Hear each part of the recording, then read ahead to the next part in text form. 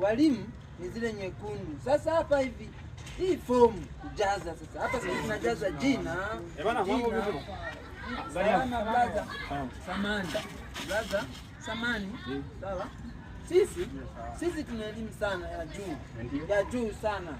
Ila sasa kuna fomu hapa tuliokuwa tumepeleka sehemu kujaza. Ila sasa vitu vidogo sana. Vidogo. Unaweza kutusaidia? Ngane Somee hapo umeshindwa. Hapa unasoma alafu unajaza. Nilikuwa mnaambiwa kusoma mnalia ndio haya sasa. Blaza. Anasema kukuita hapa na atende kidogo. Sawa. Good morning my friend and wapi pameandikwa hivyo? Yaani unamwambia hapa ndio pameandikwa good morning, hapa ni pa kujaza, hapa ni pa kusema good afternoon.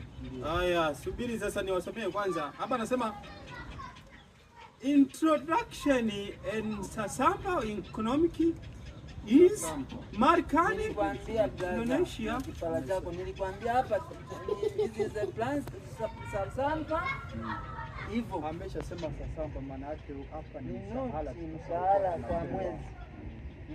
Tuendelee blaza. Mimi nakupata. Si unajua elimu yangu ya inflammable and economic. Hapa angeweka B. Hebu hapa subiri. Hapa angesema mimi ndo ninajaza. Jaza sasa. Andika kwa Kiswahili anasema kwamba ninyi wanawake jamaa usijaze wewe, mpe ajaze bana. Wewe mpe ajaze. Wewe unaweza ukajaza kwa hiyo umebasket. Wewe unaweza ukajaza wazazi. Nani bro? Lakini wewe si watu wa Bipala na Juanga ni wasomi kabisa. Leta nikusaidie. Mimi elimu ya lala anasema tu jana nilipolala. Kanyoa nywele ndio akili. Bwana anasema hapa.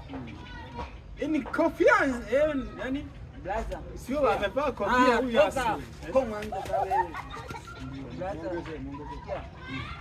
Kama umeshindwa kusaidia utaniangusha hapa umetuelewesha au?